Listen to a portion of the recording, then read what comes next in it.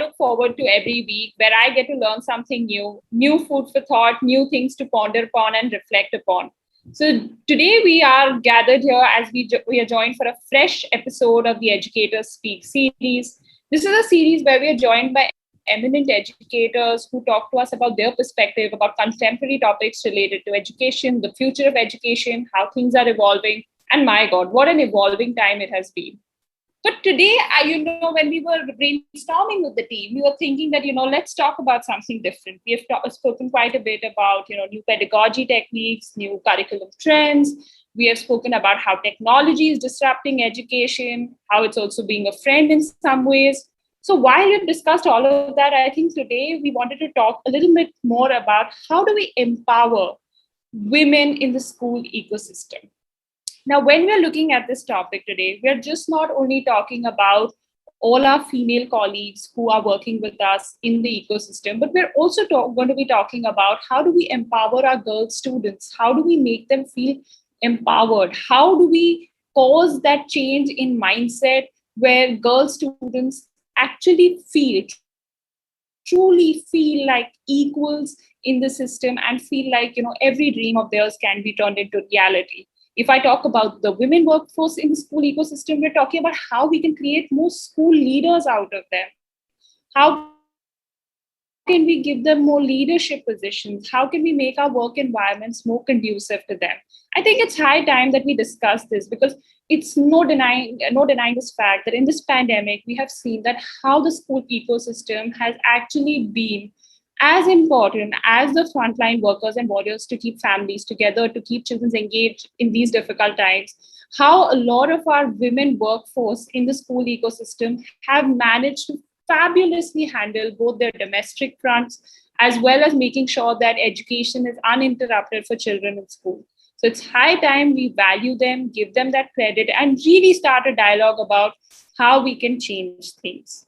So while we were, brainstorming about who should we get, I think we found the most perfect, distinguished guest to invite on this episode in Deepa Bhushan ma'am, who's the director of schools at P Goenka Group of Schools.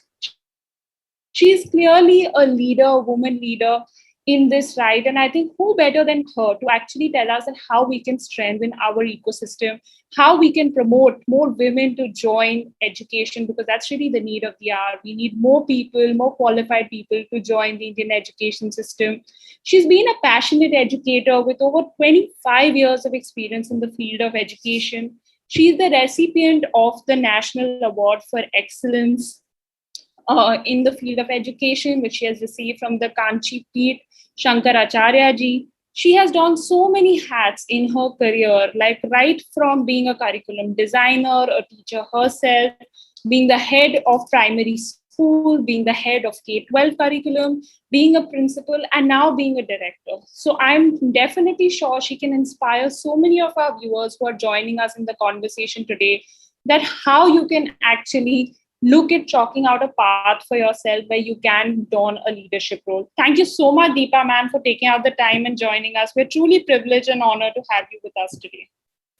Thank you, Kritika. The honor and privilege is very much mine too. I'm humbled by this description, but really, I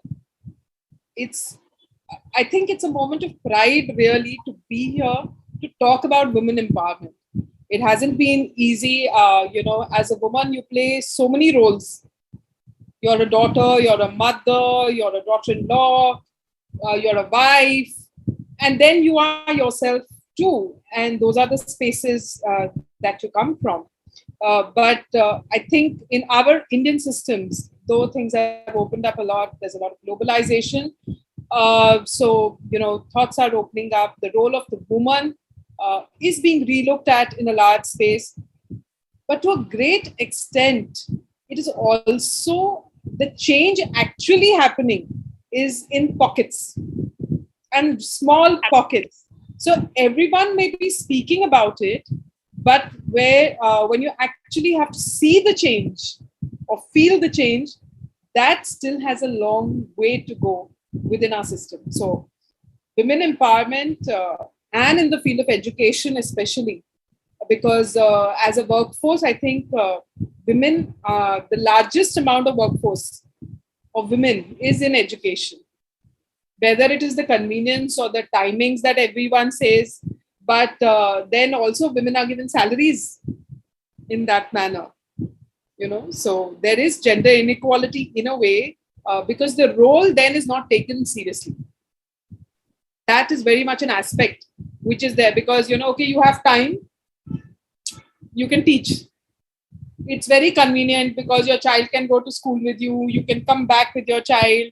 There are so many things that come up when anyone's taking on the role as a teacher. It's not because maybe very few women would actually do it, for the fact that you really want to teach. It's because of the convenience of the vacations.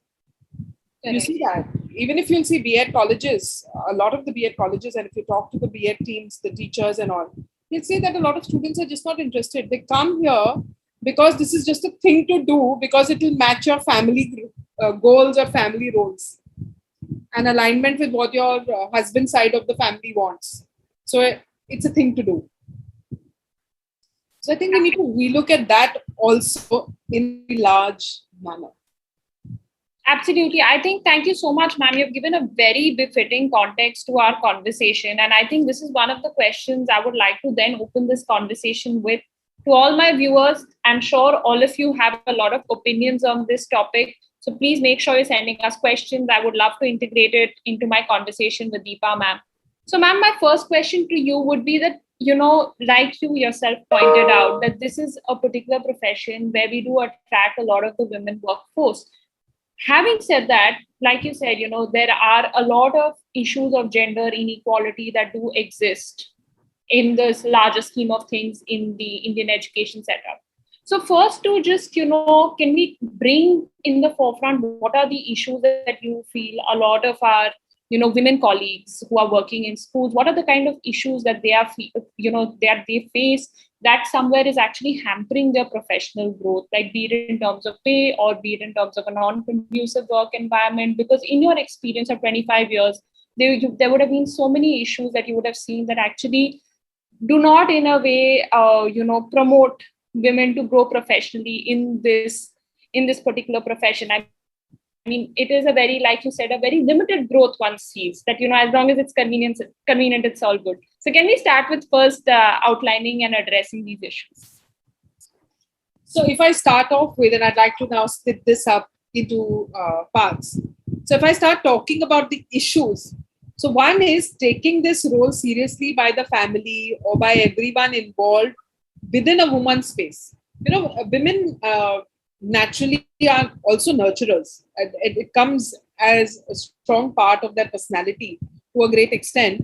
But what happens is, to take this role seriously is not something that everyone does. So normally what happens is, in the early years, you never had teachers leaving in the middle of an academic year. You always had teachers who took you through an academic year, and very rarely. But nowadays, it's like, if say the husband's job is transferable, the teacher will leave in the middle of an academic year, irrespective of the fact that the children are getting impacted, the school is getting impacted, what is going to happen in her classroom, or her career is getting impacted. A teacher will drop the job. So you're not taking that job seriously enough.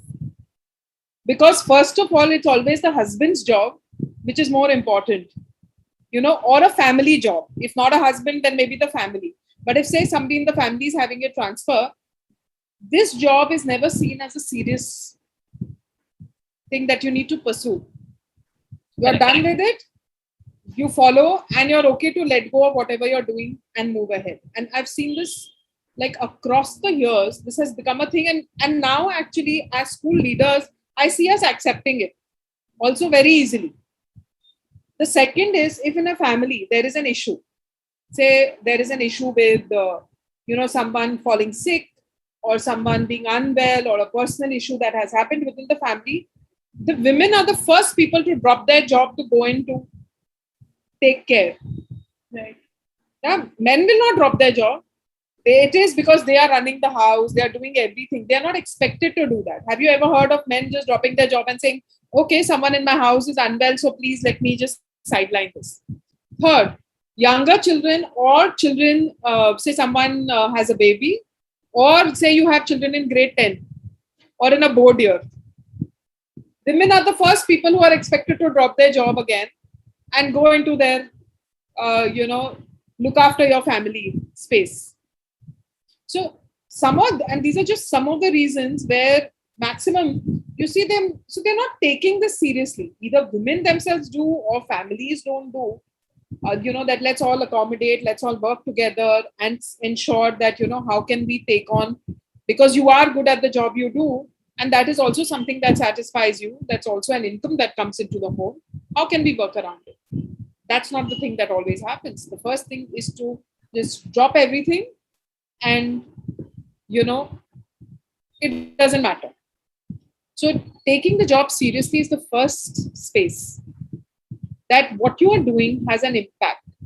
May not be to the financial impact that maybe is, say, another person in your family may have.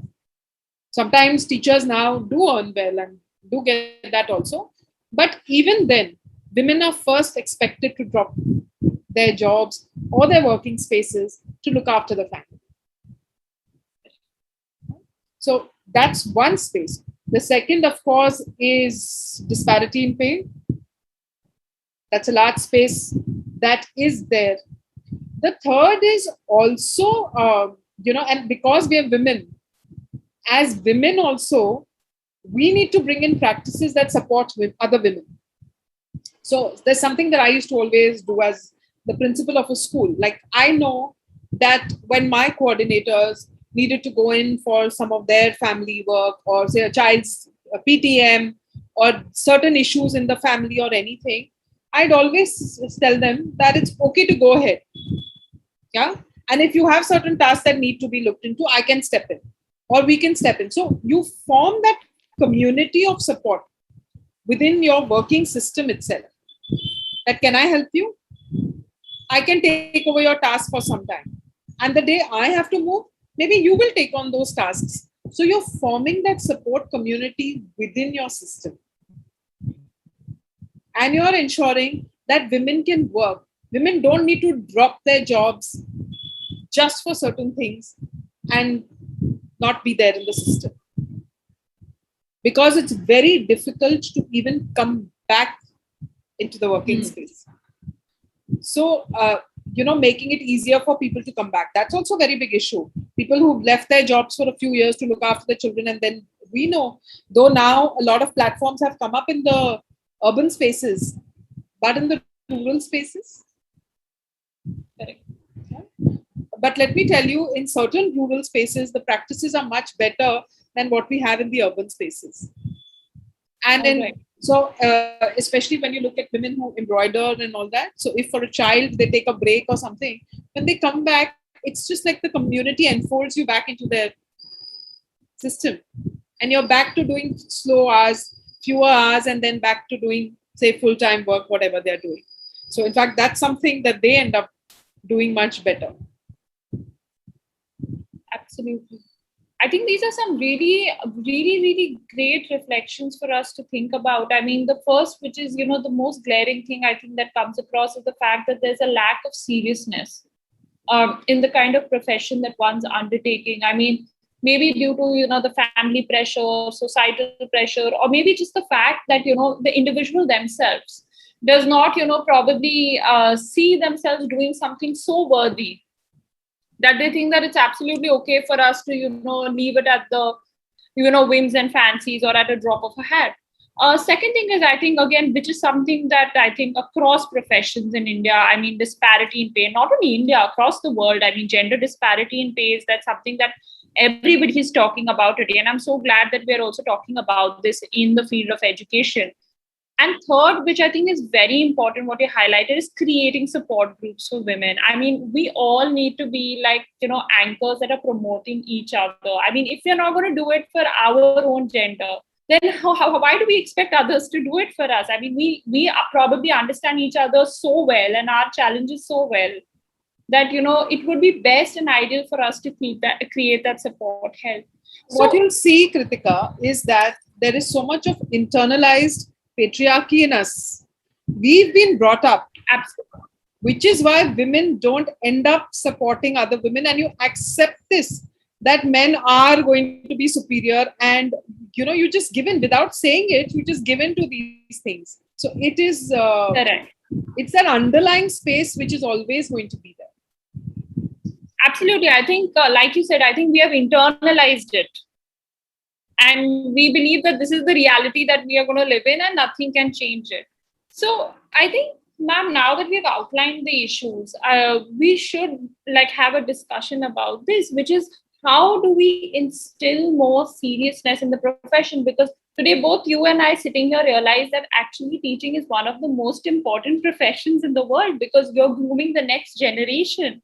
And like you said, a teacher is a nurturer, like probably as important as a parent, because they play that critical role in a time when the child is growing up. They're forming their idea of sense and a sense of right and wrong. So there is really such an important role that a teacher plays. So how do we create more of an awareness about the fact, about the kind of work that one is doing, the amount of passion that one needs to have to do this kind of a work, to bring in that sense of seriousness?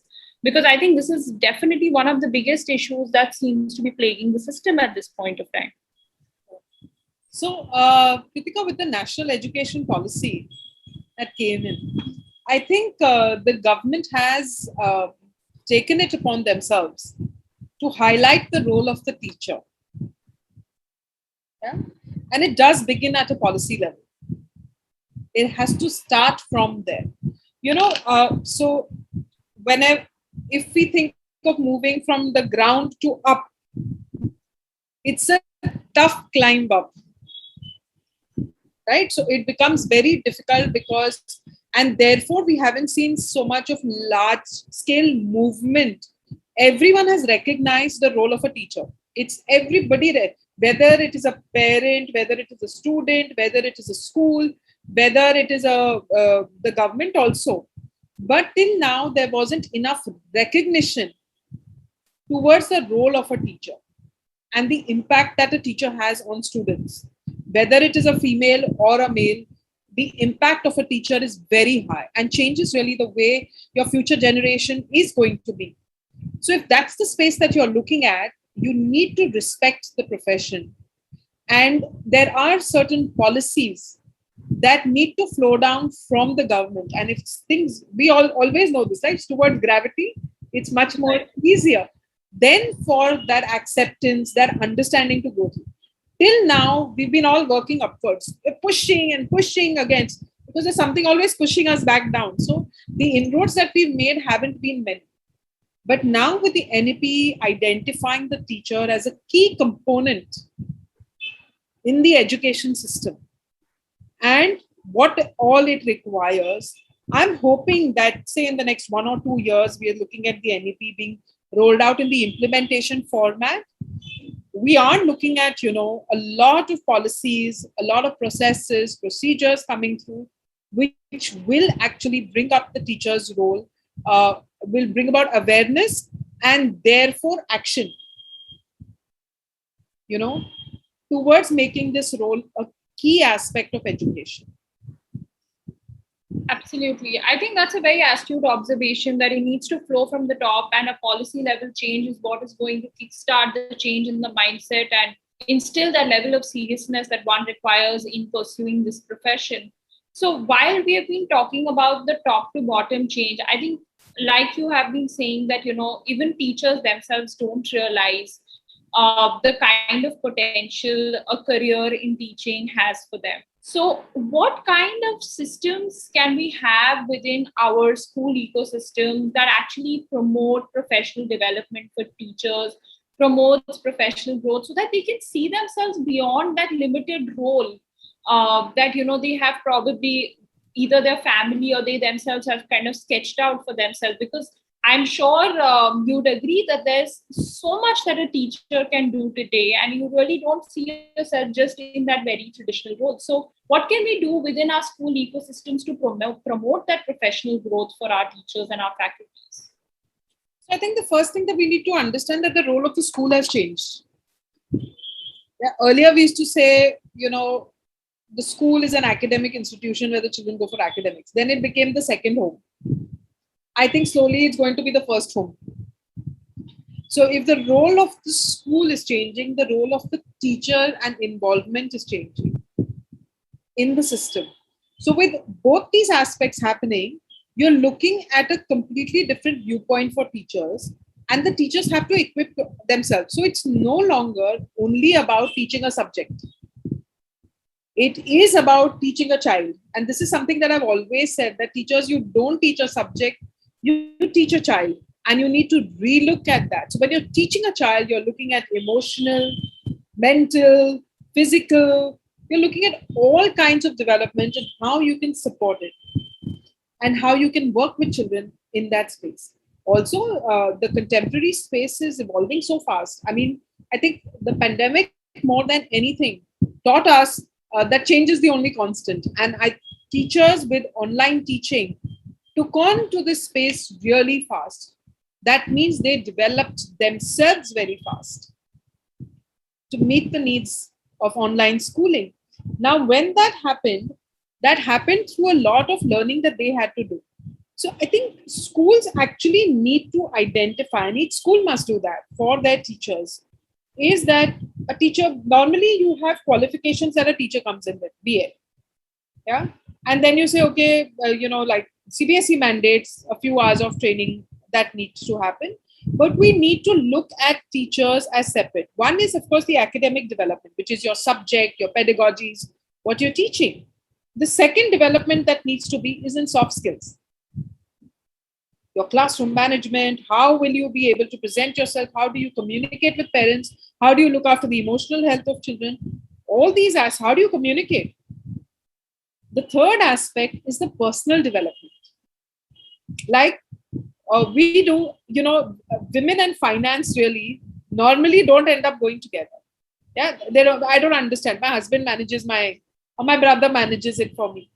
So one of the things that I always recommend to schools is you must have, learning about taxation and managing your finances as a part of the HR processes and the HR training that you do for teachers.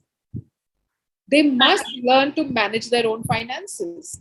So the personal development also should be a key aspect of their professional development. And giving them career pathways. So even leadership skills. Say you're looking at another level that you want to move up to. What are the kind of organization? A simple thing like I'll tell you, timetabling. Timetabling is a skill that's not easy and is a must to know if you're moving up the ladder. But who teaches you that? You never learn it at a B.Ed school. So if you are looking at that pathway, then you need to have, okay, this is my career pathway. And these discussions should happen on a regular basis when you're having your appraisal. So one of the things that I always say is you must differentiate between salary appraisal and a performance appraisal. Because the performance appraisal is also about the career pathway that someone looks at oneself on. I know one thing, that when I started as a preschool teacher, I used to always say I will be principal one day. And my friends used to laugh at me. Because they used to say, Deepa started her, kind of thing. But I knew that this was what I was aspiring towards. So I had to take my step by step. And there was no professional support for me. There was no one to handhold me and say that, okay, this is the pathway that you want to go on. So this is the next step that you have to take. And then this is the next step that you will have to do. And therefore, you need to learn these skill sets. I am lucky that opportunities opened up and I grabbed every opportunity and I said, okay, I'm going to learn on the job and I'm going to do it. And I was lucky that I had leaders who accepted that also and gave me that opportunity.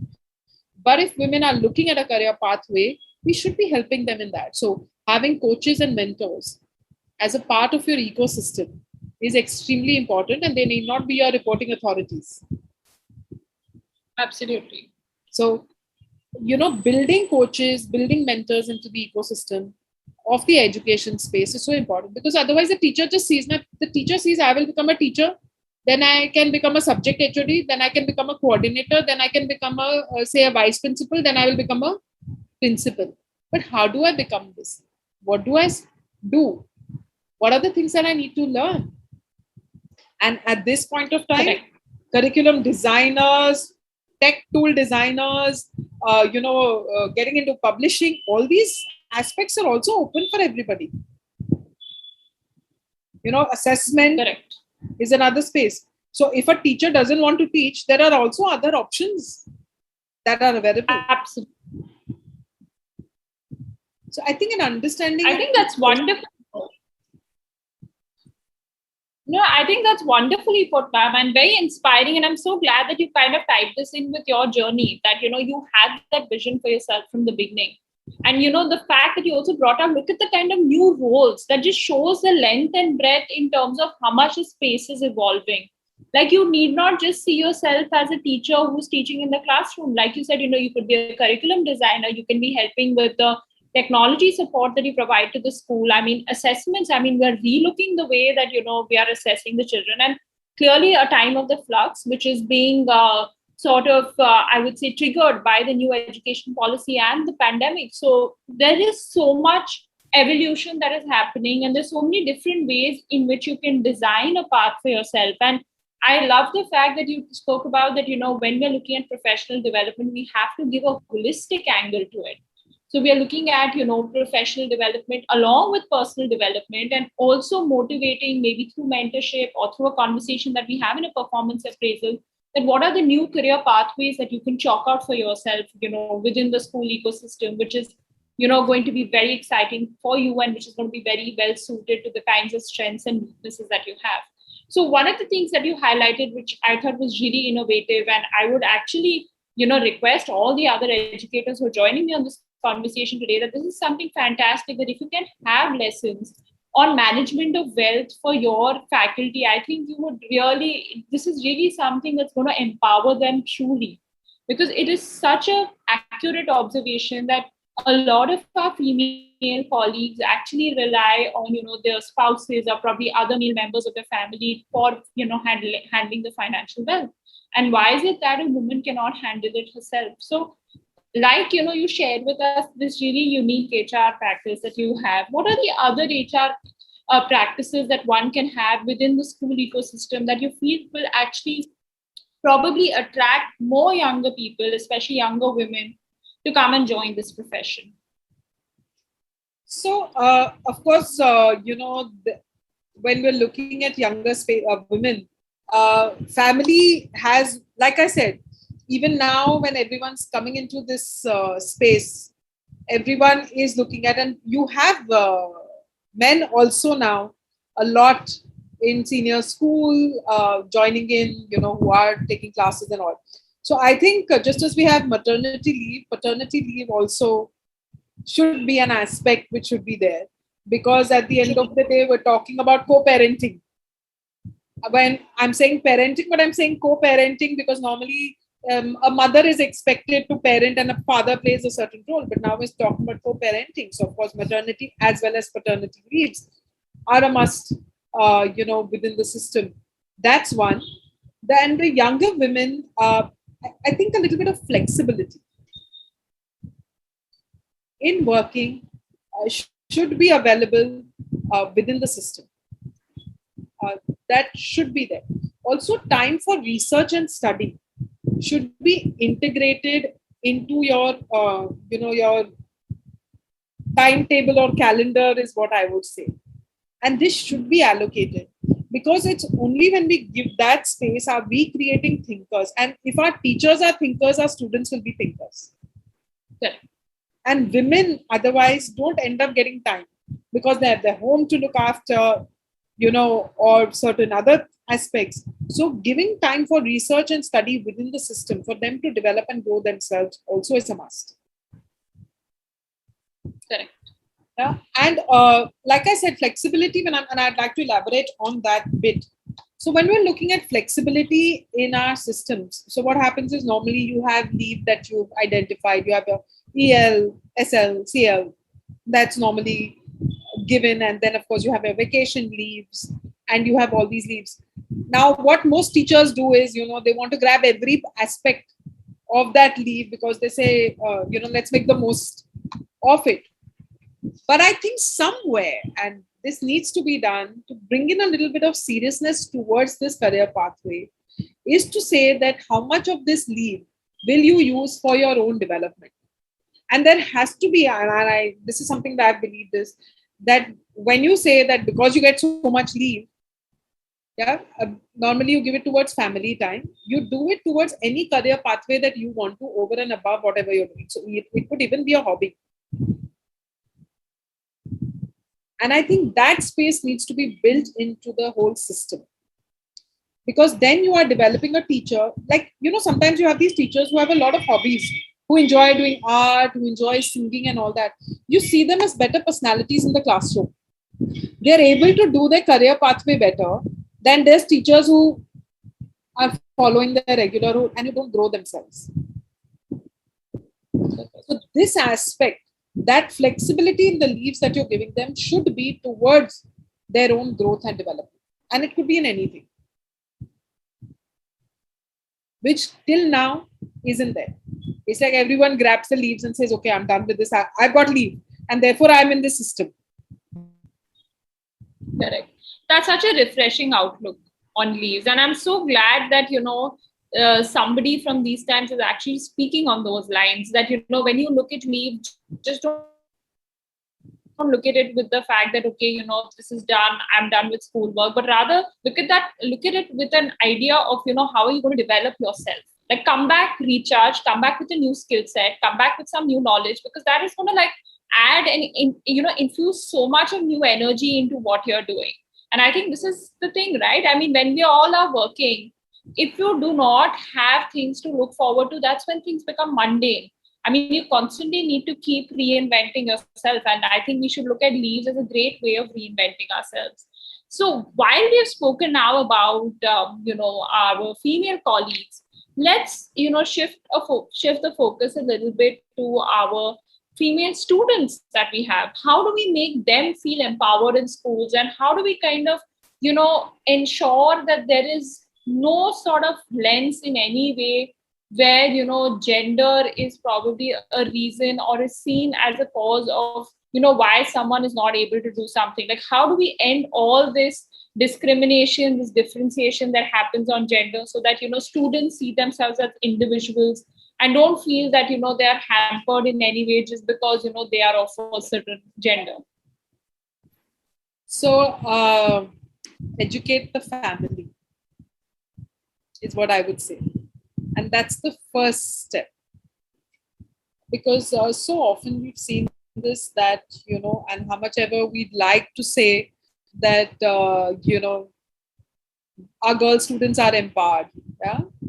But girls, the real fact is that girls are far more likely than boys to remain completely excluded from education. In fact, the UNESCO Institute of Statistics states that globally, 15 million girls between the ages of 6 and 11 will never get chance to set foot in a classroom, compared to about 10 million boys.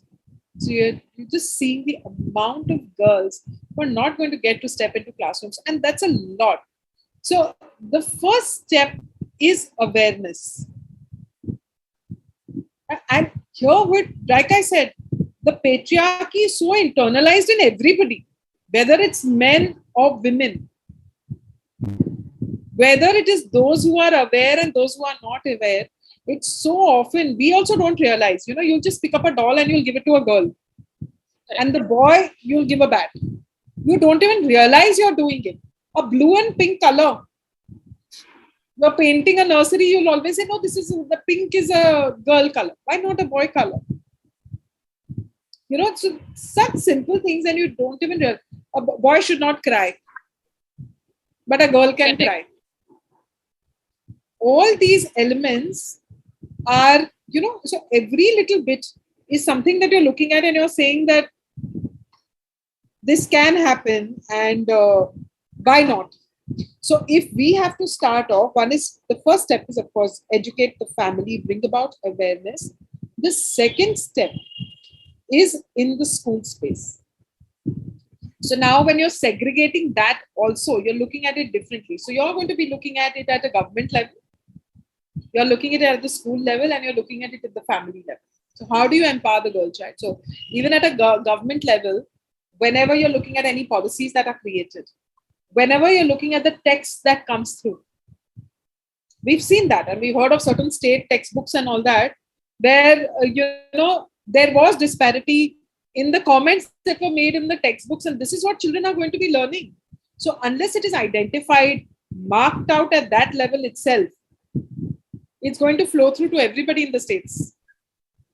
It needs to happen at that level. So practices and procedures that come from the government level first have to start with focusing on the girl child. We talk about a lot about gender equality. We're talking about feminism a lot nowadays. But sometimes I also feel this, and sometimes by bringing in so much of women empowerment that we talk about, are we really not empowering women? I don't know how to explain this to you. In the sense is, are we highlighting that women are weaker? Weaker. Why should there be women empowerment at all? It should just be an accepted space that women are equal. We're not even saying that men need to be lower or anything. Just that we're all as equals and that we're just different. And I think that's an education that must happen in school. So whether it is in career pathways, whether it is in expectations towards a particular role, it should be towards the role, not towards the gender. Correct. All these aspects need to start from school, where girls and boys are treated equally. Yes, you're different. Celebrate your differences. Correct. And it's important to do that. But we're equal. So we're not saying boys are lesser or girls are higher or girls are lesser than boys. We're just two aspects that actually make up a whole. You're the yin and yang, you're that complete, circle that comes through when you join together. So that, I think, is an aspect that needs to come through. Because when we talk about too much of women empowerment also, one is we're saying that they need to be given that power. Yeah. And so women are weaker. No, they aren't. In fact, women are stronger in so many ways. So I think education for boys as well as girls needs to be in this space. And it's okay for any gender to experience emotions. Yeah. And it's not weak to experience emotions or to display in the right manner. It's not. So all these elements are actually supposed to be a part of the curriculum. This should be a part of the curriculum. Absolutely. So when we talk about today that we're teaching subjects, I think the role of each gender should be a subject, and that should be across, because these are this is not something that can be taught and as a topic and said done with. This is practice and needs to start early, and it has to evolve by the time. And hopefully by the time the next generation then comes to it, it's lesser. This, whatever you're seeing maybe in the families start changing and you're seeing a better approach. Absolutely. I think I totally agree with you there. And I think it's really about how we can address those stereotypes and have a conversation about it, create a dialogue about it, question it in our classrooms, which actually make our students, put them in a place where they can actually look beyond these lines. And you're again very right about, sometimes what happens is that when you talk too much about, for example, feminism or, radical feminism or something like that, at times what happens is it also gives off a signal that, probably we are weaker and we need that extra push, so to say, to be able to be brought at the same level. But that's not the case. I mean, all that we're trying to propagate is let's all just look at each other as equal human beings. I mean, all of us, are equal. We should get equal access to opportunities. We should get, there should be equality in terms of the things that we want to do, the things that we want to pursue after, whatever we want to study, whatever, however we want to lead our life. I think that's the larger picture, and I think that's the larger mindset that we have to ingrain in this generation, and that obviously only happens through sensitization and through dialogue. And like you said, one of the biggest places where this needs to start is at home. So, I mean, this is a very tricky sort of an area. I mean, how are you doing this at your school? Like, how are you having this discussion with parents? How are you sort of bringing them slowly into the fold so that, they also think slightly in a different manner? Because, like you said, there's so many things we've all internalized that we are not questioning, that the younger generation is now questioning. But the point is that we also have to evolve with times, because otherwise it can lead to a huge disconnect between the parents and the children. So how are you sensitizing them to, sort of also create equal environments at home? So our school children are. They are the ones who carry this message back, and they are the ones who question the practices. Right. Because our school children are empowered. So one of the things that we really believe is that the children have a voice.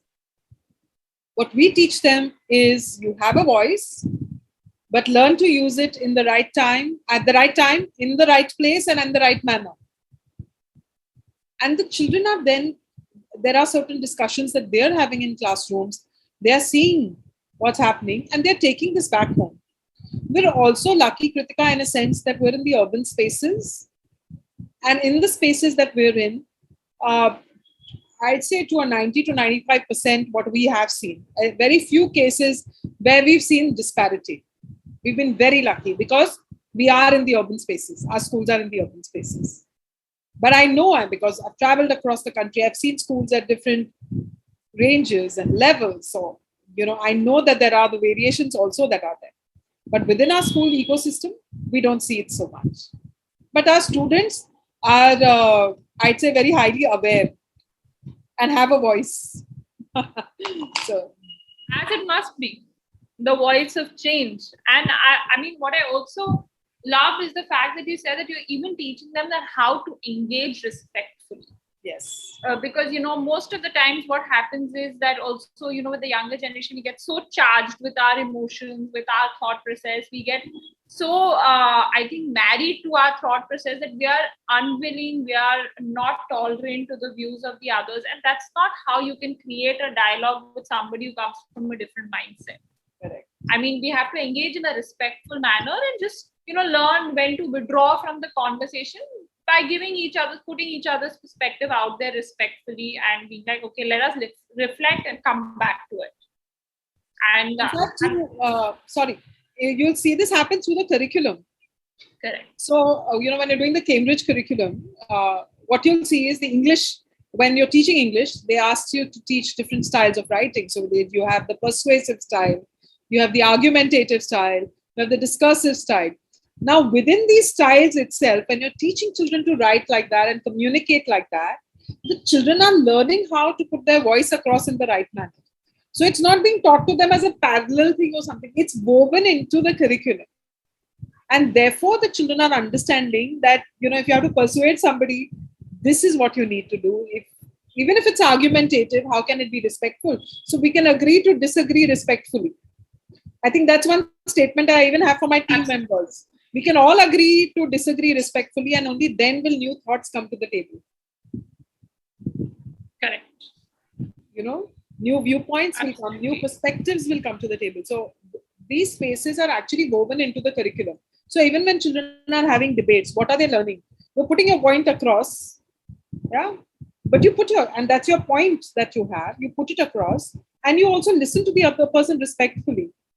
But let's see who can put that point across in a better manner to convince the others.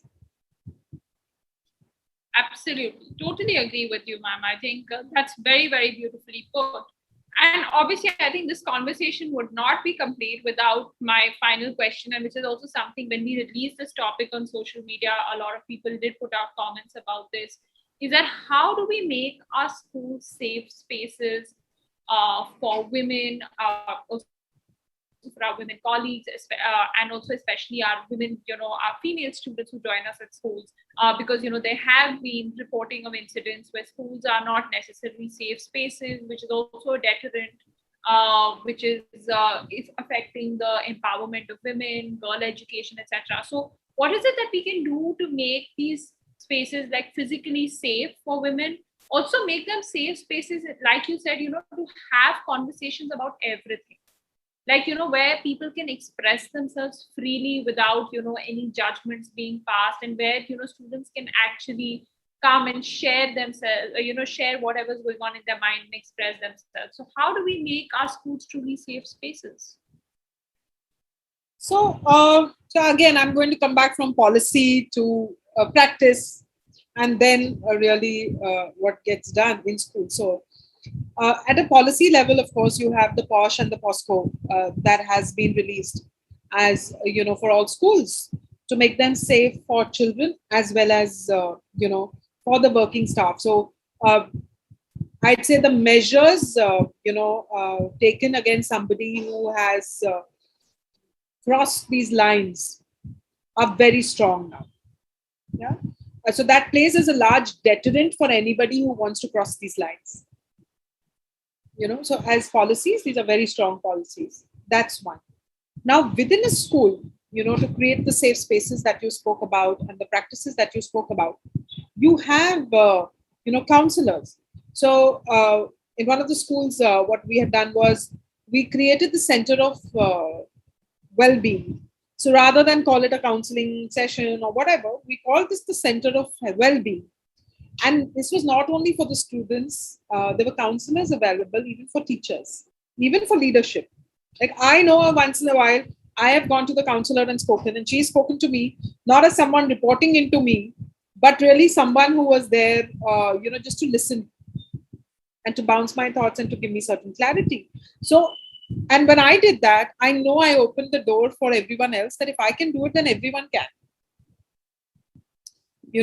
So understanding that space and creating that counseling space where I think in today's fast times, and things moving so fast, people don't have anyone to speak with. We've seen that with a lot of students. Both parents are working. Can't blame them also. Children are going through, the level of challenges and that they're changing every year. What the kids, we can't even think about the things that the kids are experiencing nowadays and what they are going through. So when that's happening, how do you ensure that they have a safe space to speak with? Which is why I think a center of well-being should really be there in each and every school and must be open to staff as well as students. Right now you normally see in a school, yeah, we started talking about a special educator and a counselor being there. But really, what is their role? How do you want to identify it? How do you make sense of it that it is accessible to all?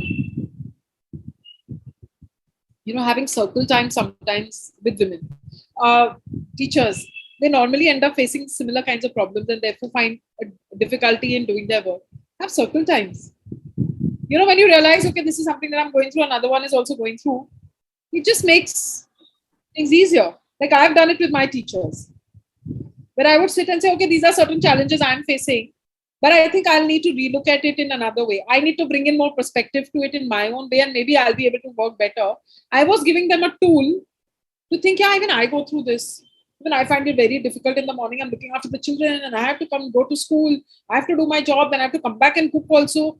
When you talk about these kind of things and they see that, okay, everyone down the line is facing this, you're creating a safe space for everyone to say, okay, how can I deal with it? Correct. Another thing is an open door policy, which as a principal also I've always had. The children always had access to me, which was that even if I was in a meeting, but if a child wanted to speak to me urgently, I know that I would step out and speak to the child for 2 minutes and say that, unless it's extremely urgent, can I speak to you later? And I would have that conversation and I'd remember to do that. Also coming down to the kids level and sometimes just having casual conversations with them. Like something that I would do would be the coffee time with the principal, where you can talk to me about anything and you're having coffee with me. Right. So those are the spaces that children open up to.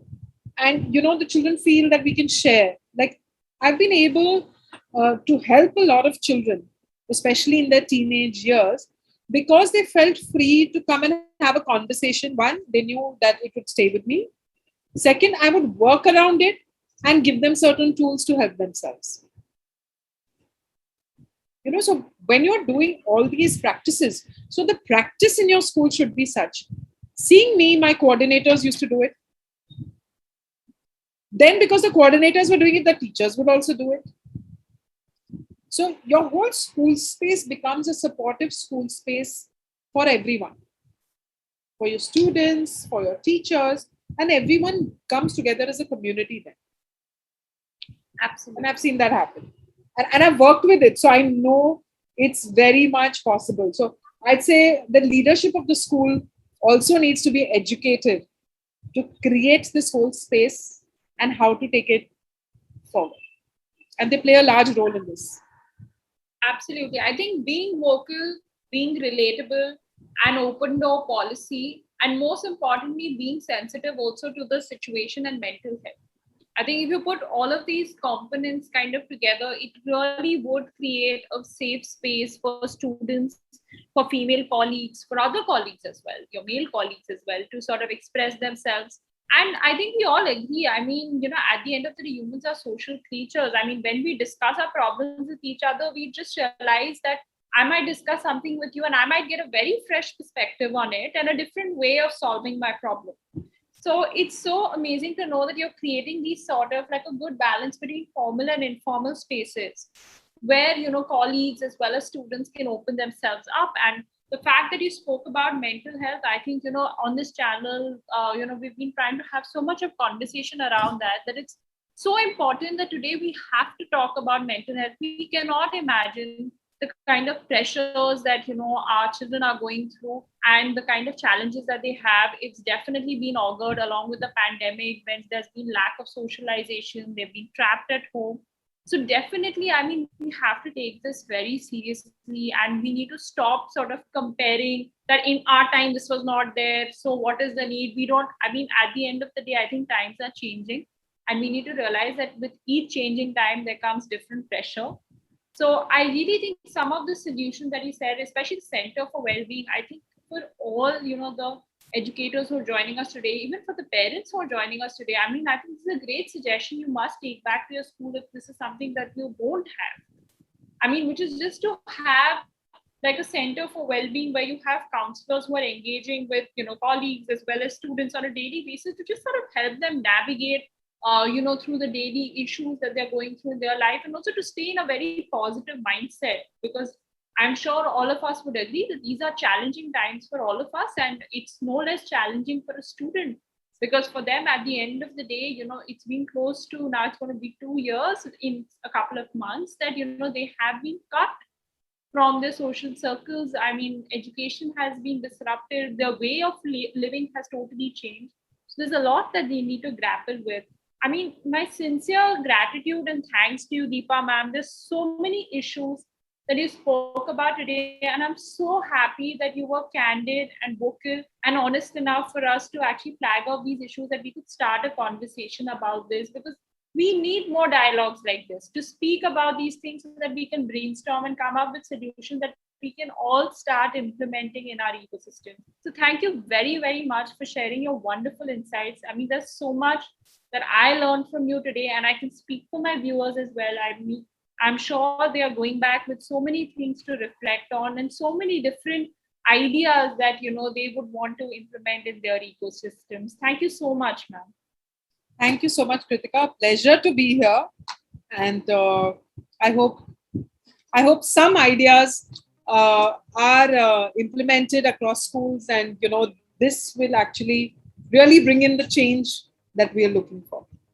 Absolutely, ma'am. Thank you so much. And to all our viewers, thank you very much for joining us. Thank you so much for sending us your comments, for agreeing with the perspective that was shared with our respected guest on this particular episode, for sharing your questions with us, for sharing your views with us. It's thanks to you. I mean, the fact that you guys join us, and that keeps us going and encourages us to bring you content on a weekly basis. We'll see you again on next Thursday. Till then, stay safe, everybody. Mask up. The pandemic isn't over yet. Thank you very much.